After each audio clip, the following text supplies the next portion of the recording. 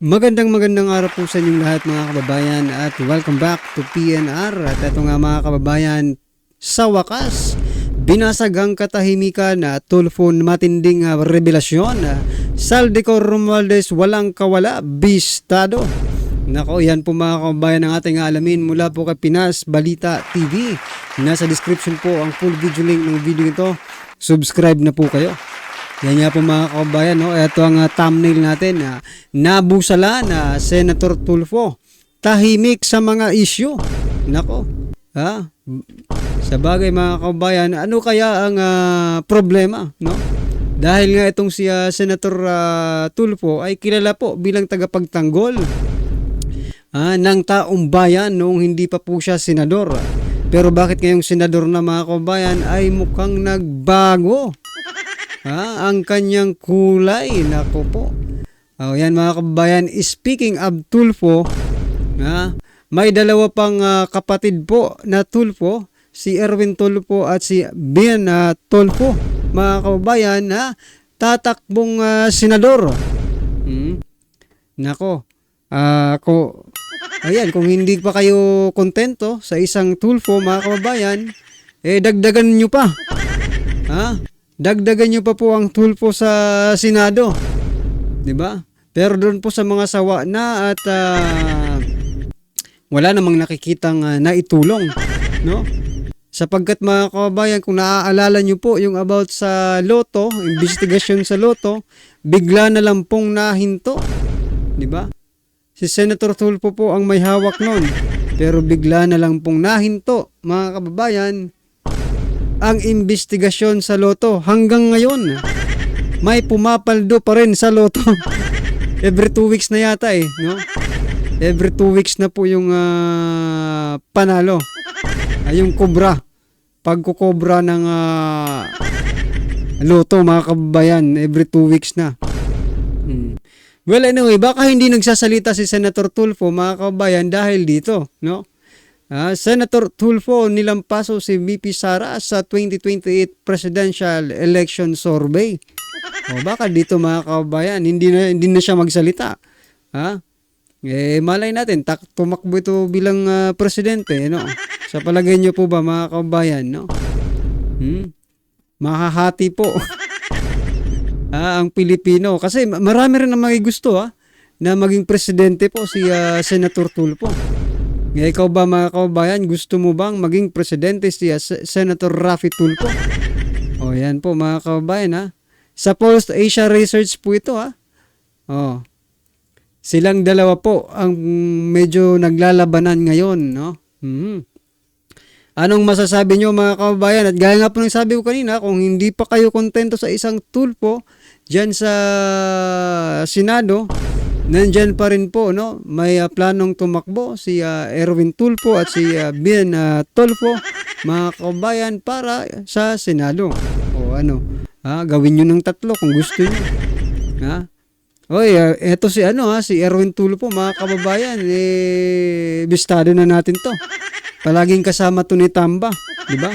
Si Ben Tulfo, mga karibin natin, ang hindi pa nating na medyo na yung kulay, no? Kasi ngayon medyo okay naman siya. Hindi lang natin alam pagdating na naman ng panahon, for example lang, manalo, baka magbago, di ba? Bagbago ang kulay. Yun lang ang problema kasi magkakapatid to Ibig ko pong sabihin, isa lang po ang dugo na nananalaytay sa mga ito, di ba? Kung ganito yung isa, malamang sa malamang mayroon ding ganitong klaseng dugo ang nananalaytay doon sa iba. Di ba? Teka lang, bibelta tayo. May isa pa tayong isi-share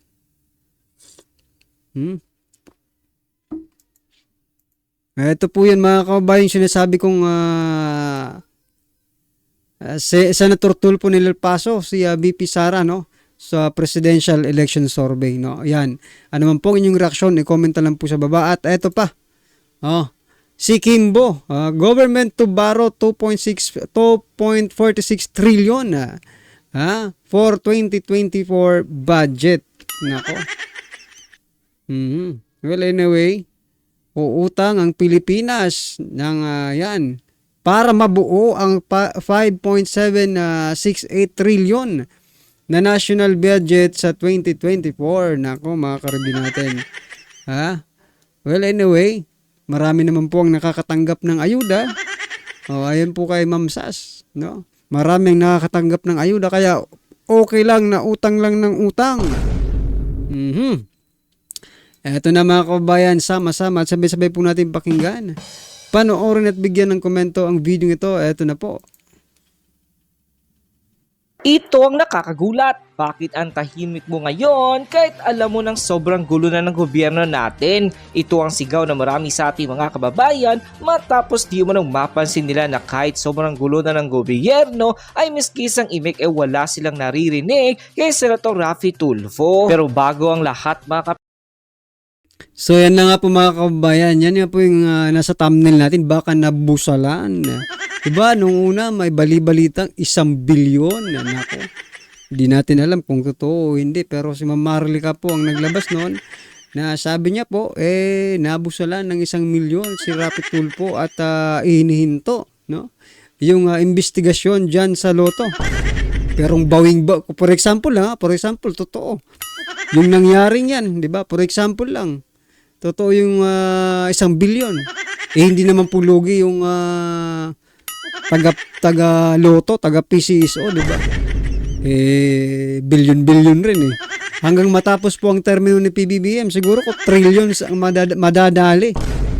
Madadali nila dyan sa PCSO. Pinas. Kung bago ka pa lamang sa channel natin ay huwag mong kalimutang mag-subscribe at pakiclick na rin ang notification bell para mas maging updated ka pa lalo sa lahat pa ng bagong videos na i-upload namin. At yun nga mga Kapinas, viral at trending ngayon sa mundo ng social media ang di mo ni balitang nanawagan ng marami sa ating mga kababayan sa isa sa pinakasikat na senador ng bansang Pilipinas na walang iba kundi si Senator Raffy Tulfo. Ito nga ay matapos ang kaliwat kanang kaguluhan nangyayari sa ating gobyerno, mapasinado man o kongreso. Ngunit sa kabila ng kaguluhan ito ay miski isang komento ito galing sa nasabing senador ang wala di mo na silang narinig. Matatandaan kamakailan lamang na hindi na napigilan ni Vice President Sara Duterte ang kanyang sarili at harapan na niyang pinangalanan ang mga taong ginagawan siya ng kasalanan upang sa ganon ay siya ay matanggal sa kanyang posisyon. Pumutok din ang balitang tinawagan siyang bratinela ng Kongreso at Senado matapos di mo nang hindi nito sagutin ang mga katanungan sa kanya patungkol sa nakaraang budget ng Office of the Vice President na ayon naman sa marami sa ating mga kababayan ay wala di mo na itong kinalaman sa kanyang purpose budget sa darating na taon. Ayon pa sa naging paliwanag ng Vice Presidente ay ano pa daw ang rason para sagutin ang lahat ng katanungan na iyon. 2 tao lang naman daw ang may hawak ng budget ng bansang Pilipinas at yun daw ay walang iba kundi si Zaldico at Martin Romualdez. Matatandaan kamakailan lamang kung saan ay dumalo si Vice President Sara Duterte sa isang hearing sa House Committee on Good Governance and Public Accountability kung saan kanyang sinabi sa kanyang opening speech na hindi naman daw ang budget ng Office of the Vice President ang rason kung bakit siya pinatawag sa nasabing hearing ng Kongreso, kundi ay para hanapin siya ng pagkakamali dahil meron daw di umano niluluto ang mga ito na kaso para sa kanyang impeachment. Ayon pa sa official report na nilabas ng Inquiry.net sa kanilang official website. From Inquiry.net, VP Sara Duterte House hearing on OVP on dry order impeachment. Manila, Philippines Vice President Sara Duterte has claimed that the new House hearing on alleged problems with her office's budget utilization is a dry run of impeachment proceeding against her. In an ambush interview at the sidelines of a House Committee on Good Government and Public Accountability hearing on Wednesday, Duterte again claimed that an impeachment complaint against her is in the works. Oh yeah, very obvious. Very obvious yung kanilang ginagawa na nagpa-practice sila kung anong gagawin nila para sa impeachment, Duterte said when asked why she mentioned impeachment during her speech. Oh yeah, very obvious. It is very obvious that they are practicing for what they would do during the impeachment proceeding. Nagtitesting sila ngayon kung ano yung gagawin nila kasi nagsabi na siya na kanina, di ba? Determination of malfeasance, non-feasance, and misfeasance. So ibig sabihin merong ginagawang mali, she added. End quote. Sa naging official report nga na ito ng Inquirer.net sa kanilang official website ay talaga namang walang pagdadalawang isip at buong tapang na binasag ni Vice President Sara Duterte ang Kongreso sa kanyang sinabing kaya naman daw siya pinatawag na nasabing hearing ay hindi para pag-usapan ng mga budget ng Office of the Vice President kundi para hanapan siya ng butas dahil daw di umano may nilulutong impeachment case laban sa kanya. Sa nasabing hearing ay marami sa ating mga kababayan nakapansin na dalawa lamang ang kongresistang tumutulong kay Vice President Sara Duterte at yun ay walang iba kundi si Representative Marco Leta at dating Pangulong Gloria Macapagal Arroyo. Kaya naman banat na marami sa ating mga kababayan ay ngayon pa lamang daw ay alam na nila kung sino ang mga taong dapat nilang pagkatiwalaan at kung sino ang mga taong hindi na dapat pagkatiwalaan. Kaya naman banat nila at sa darating na eleksyon ay hindi na nila hahayaan pang may mga taong makaupo sa pwesto na walang tunay na pagmamahal sa ating mahal na bayan. Dagdag pa na marami sa ating mga kababayan ay kung gaano daw kagulo at kaingay ang gobyerno ngayon ay siya namang sobrang tahimik ng ilang mga senador na dapat sana'y magtanggol sa kabutihan laban sa kasamaan. Oo nga no mga kababayan, si Jingo Estrada nagsalita na, di ba?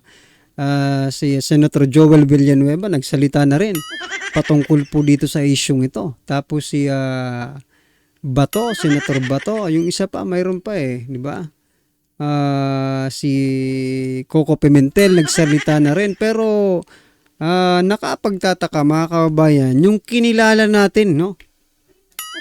Yung kinilala natin na tagapagtanggol ng taong bayan, nung hindi pa sa senador, walang iba kundi si Senator Raffy Tulfo, ay mukhang tahimik sa mga isyu ng ating bansa ngayon. Bakit hindi siya nagsasalita? Bakit hindi niya ipinaglalaban ang karapatan ng taong bayan? No? Anong masasabi niyo dyan, di ba? Napapain na lang tayo di ba? Kasi kilala po natin ito na para sa taong bayan. Pero walang nagagawa. Ayon pa sa kanila ay isa daw humor Senator Raffy Tulfo sa mga senador na kanilang ini-expect na magtanggol sa tama laban sa mali. Kaya naman marami sa ating mga kababayan ngayon ang nananawagan na sana ay kumilos na si Senator Raffy Tulfo at gumawa na siya ng hakbang sa Senado para matapos ng kaguluhang nangyayari, lalong-lalo ng ginagawa nilang panggigipit sa opisina ng Vice Presidente. Matapos nga lumabas sa balitang ito, ay umani agad ang samot-sari komento at reaksyon mula sa marami sa ating mga kababayan at marami nga sa kanila ngayon ang hindi napigilan ng kanilang sarili na maglabas ng kanilang hinaing at komento sa mundo ng social media. The netizens posted, "Grabe na to, sobrang gulo na ng ating mahal na bayan, kaliwat kada na ang paninira sa Pangulo at lalong-lalo na sa Vice Presidente. Nasaan na sinasabi nilang unity team? Akala ko ba magkakaisa na ang Presidente at Vice Presidente kasi nanggaling sila sa isang partido na iisa lang ang pinaglalaban, pero bakit ngayon ay mas lalong Siguro ko itong nag-comment na ito mga kababayan hindi updated no sa nangyayari dito sa ating bansa. Kasi biruin mo mga kababayan, hanggang ngayon na-expect pa niya na magkakaroon ng unity team, di ba? Naku, wala na pong unity team noon pa. Mukhang kasi simula pa lang ng panunungkulan, wala nang unity team di ba? Kasi binira po nila si Vice President Sara Duterte. Well, anyway mga kababayan, ano man po ang inyong reaksyon dito sa video ito, lalo na po dito kay Senator Tulfo at sa kanyang mga kapatid, no?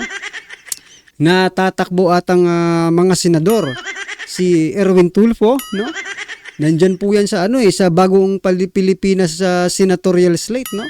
Diyan siya. At binisto na natin po yan, sabi nga natin, at marami din may papakitang resibo sa social media na palagi po siyang kasama ni Speaker Romualdez sa pamimigay ng ayuda. Ibig sabihin, isa lang ang karakas nito ni Speaker Romualdez. Ito naman pong si Ben Tulfo, mga kababayan, ay sa palagay nyo? Pwede ba? Or diretso na rin sa Inodoro? Well, malayo pa naman mga kababayan, mas kilatisin po natin sila no? Habang papalapit po ang 2025, yan kilatisin po natin itong mga tatakbong senador. Yan, pero kung gusto nyo na magkaroon pa ng isang tulpo or dalawang tulpo sa Senado, aba, ay iboto nyo po. Walang makakapigil sa inyo, di ba? Pero kung kayo naman po ay nakikita nyo na wala naman na itutulong, di ba? Wala naman mga prinsipyo, walang isang sasalita, di ba? Kaya alams na po yan, At ganun din po ang inyong lingkod, no? Kasi yun po ang nakikita natin. Ang ano ko lang talaga, ang pino-point out ko dito, kung mga kababayan, yung sa loto, 'di ba? Masyado tayong naargabyo doon. Yung sa loto, sa investigasyon ng loto, akala natin diretso na, talagang mapipin down na. 'Di ba sino tong general manager ng loto, ng PCSO? Nakalimutan ko yung pangalan, mga kababayan. Di ba? Akala natin makukulong, mapaparusahan na hindi pala. Yan. Kaya dismayado po tayo doon sa investigasyon niya sa loto. Ewan ko lang kayo kung okay po sa inyo yung ginawa niya. Diba? Wala tayong magagawa. Well, anyway, mga kababayan, ano man po ang inyong reaksyon, opinion, or kritisismo sa video ito, i-comment lang po sa baba para at least alam po ng ating mga kababayan ang inyo pong opinion. Maraming salamat po. Don't forget to subscribe and like and share, mga kababayan. Maraming salamat po.